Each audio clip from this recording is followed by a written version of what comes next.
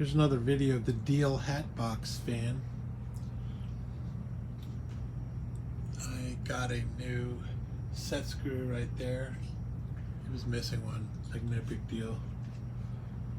And I took out a fiber washer that was holding all the weight of the armature. It was like the thrust washer. It's actually kind of C-shaped. It was missing a little piece, and I don't know if that was that way always or not. But I put in a Torrington needle bearing, which is about the same size, but it has little rollers in it. And I'm going to turn it on. I'm just going to turn it down to slow speed. I don't want it to get too fast. But the noises are all gone.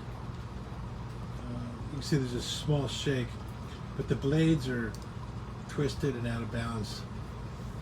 So I think this thing would probably run really well if we balance out the blades, maybe replace the blades. But it works really well.